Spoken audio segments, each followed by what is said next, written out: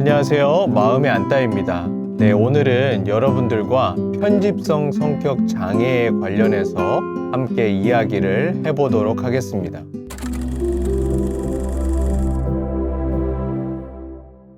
일단은 이제 편집성 성격 장애에 관련한 이제 정의가 분명해야 되는데, 편집성 성격 장애는 이제 타인의 그 동기를 의심하거나 또 타인에게 부당한 대우를 받는다고 생각해서 내가 적대감을 느끼는 등 이제 타인을 의심하는 성격, 이것이 바로 이제 편집성 성격 장애라고 말할 수 있겠어요.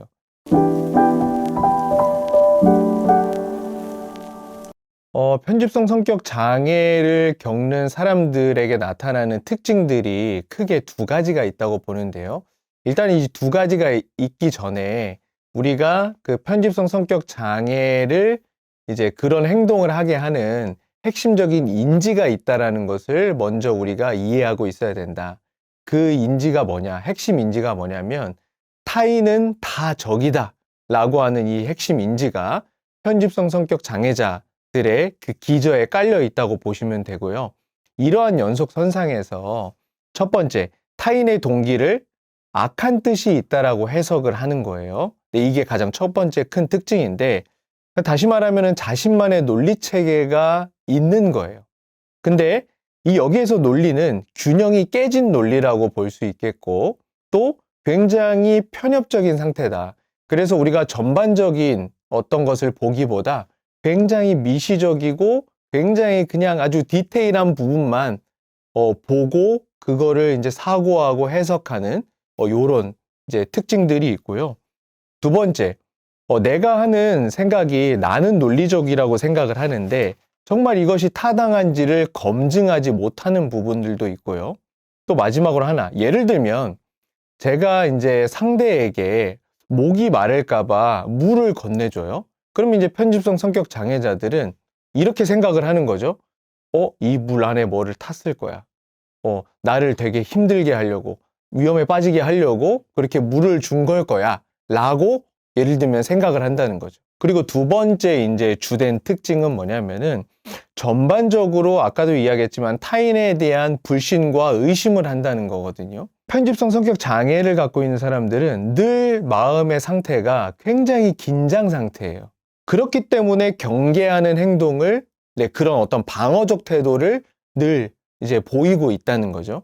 그리고 두 번째는 타인과 계속해서 논쟁을 해요. 타인은 그런 의미가 아니라고도 얘기를 함에도 불구하고 계속해서 이제 디스커션을 하려고 하고 싸움을 걸려고 하고 이런 이제 부분들이 있는 거고요. 그리고 세 번째는 나의 잘못을 이제 타인의 탓으로 돌리는데 아주 탁월하다. 그래서 마치 이렇게 탓으로 돌리는 내가 훌륭한 나라고 생각을 하면서 여기에서 내가 나름대로 만족감을 얻는다는 거죠. 그리고 좀 마지막으로 좀 이야기하고 싶은 부분은 타인을 믿지 못하는 상황에서 누군가를 의존하는 것, 누군가를 내가 의지하고 믿고 하는 부분, 이것을 이 편집성 성격 장애자들은 어떻게 생각하냐? 내가 열등하다. 이렇게 생각을 하고 있다라는 거죠. 그래서 누군가를 의존하기를 매우 싫어한다. 이런 것들이 바로 이제 핵심적인 그 편집성 성격 장애의 특징이라고 보시면 될 것 같아요. 우리가 일반적으로 이런 면모들은, 이러한 모습들은 웬만하면 다 가지고 있다라고 생각이 되어져요. 그러나 이제 우리가 성격 장애로 분류를 할 때, 그리고 그것을 이제 성격 장애다라고 이야기를 딱 명명을 할 때, 규명을 할 때 중요한 것은 진단 기준이 굉장히 중요하거든요. DSM-5라 그래서 이제 정신 건강과 관련돼서 이제 편람서를 만들어 놓은 게 있어요. 그 안에 성격 장애 파트에 보시면 이제 각각의 11가지의, 사실 DSM-5에서는 한 가지가 빠져서 10가지인데 이 10가지의 성격 장애를 진단할 수 있는 진단 기준을 제시하고 있거든요. 그래서 그 DSM-5의 편집성 성격 장애를 진단할 수 있는 기준에 보면은 총 7가지가 있다. 제가 이제 말씀을 드리면 첫 번째는 충분한 근거 없이 타인이 나를 관찰하고 해를 끼치고 속인다고 의심한다. 그리고 두 번째, 친구들이나 동료들의 충정이나 신뢰에 대한 근거 없는 의심에 사로잡혀 있다. 세 번째, 어떠한 정보가 나에게 나쁘게 이용될 것이라는 근거 없는 두려움 때문에 타인에게 비밀을 털어놓기를 꺼린다. 네 번째, 보통 악의 없는 말이나 사건에 대해 나를 욕하거나 협박하는 의미가 숨겨져 있는 것으로 해석한다. 다섯 번째, 계속적으로 원한을 품는다. 즉, 모욕이나 상처줌 혹은 경멸을 용서하지 못한다. 여섯 번째, 타인이 보기에는 그렇지 않은데 당사자는 타인이 자신을 공격했다고 생각하거나 자신의 평판에 스크래치를 냈다고 믿고 바로 화를 내고 반격한다. 그리고 마지막에 일곱 번째, 정당한 이유 없이 애인이나 배우자의 정절, 이 정절은 사정이 가엾은 어떤 정황을 이야기하는데 이것에 대해 반복적으로 의심한다.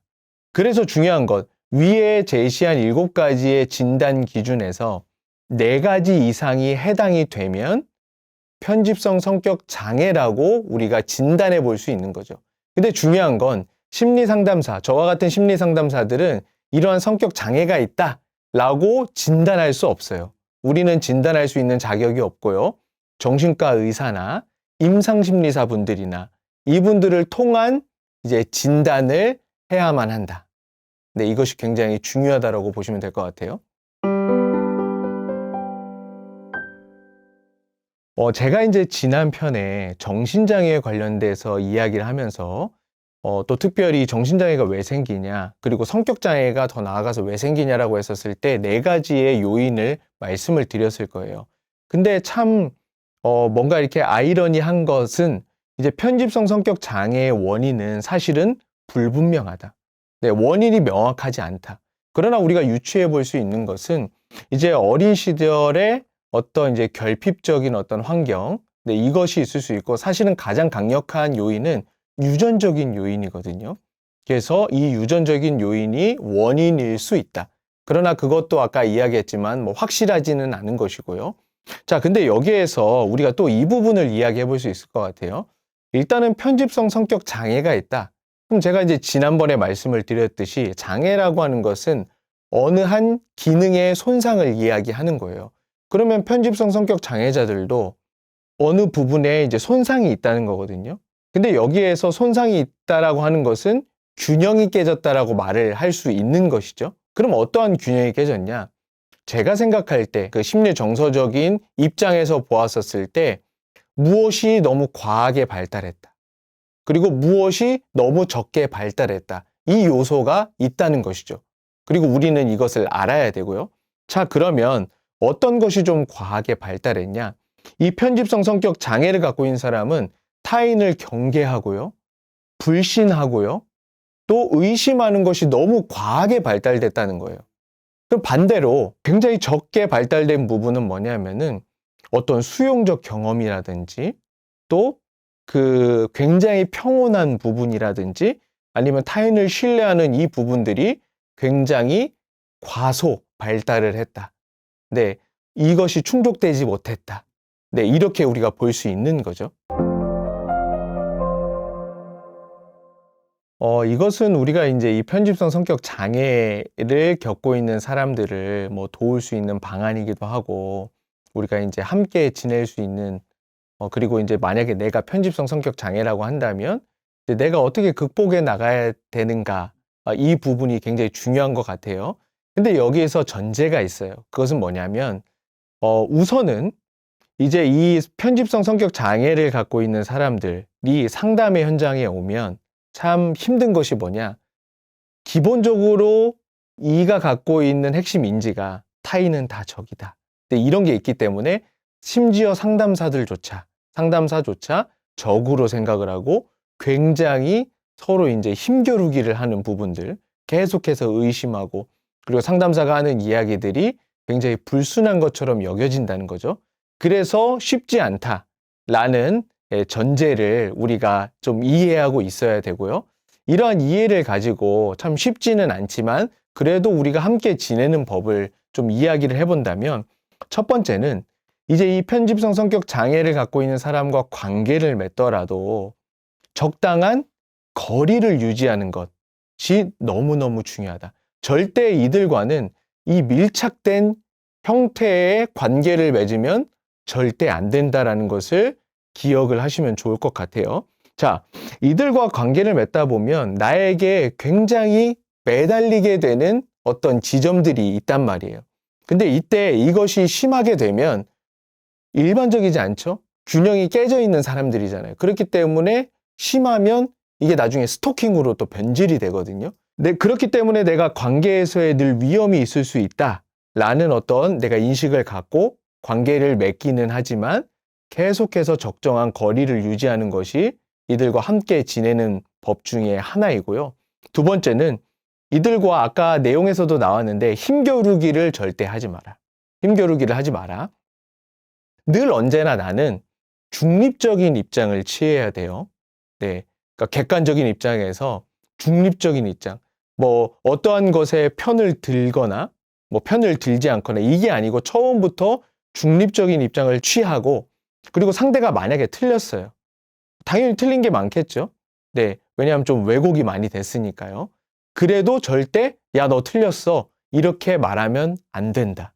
이것이 바로 이제 첫 번째 함께 지내는 법이라고 요령이라고 말할 수 있을 것 같아요. 그 진단 기준에 나름대로의 좀 자가 진단을 해볼 수 있잖아요. 근데 만약에 내가 4가지 이상이 해당된다 그러면 이러한 노력들이 필요한 거예요. 자, 첫 번째는 뭐냐면은 내게 있는 불행이 타인을 믿지 못하는 데 있구나 라는 것을 기억하고 또 타인을 내 방식대로 조정하지 않는 노력이 필요해요. 사실은 이미 핵심 인지가 타인은 적이다라고 이제 깔려 있기 때문에 너무 쉽지 않아요. 이건 너무너무 어려운 일인데 그럼에도 불구하고 뭔가 내 힘을 사용하려고 하지 말고 타인의 좀 진심을 보는 노력들이 조금은 필요하다. 그리고 마지막으로는 타인과의 대화나 여러 상황에서 내가 좀 져보는 것을 시도해 볼 필요가 있다. 사실 편집성 성격 장애가 있는 사람들은 절대 지려고 하지 않아요. 네. 왜냐면 아까 논쟁을 좋아하고 싸움을 좋아한다 그랬죠. 그런데 때론 이런 말도 있잖아요. 지는 것이 이기는 거다. 그래서 특별히 편집성 성격 장애를 좀 겪고 있는 분들은 이 사실을 기억하면서 져보는 노력들이 너무너무 중요하다는 것을 기억하고 적용해 보는 것이 필요하다. 네, 이렇게 좀 얘기를 해볼 수 있을 것 같네요.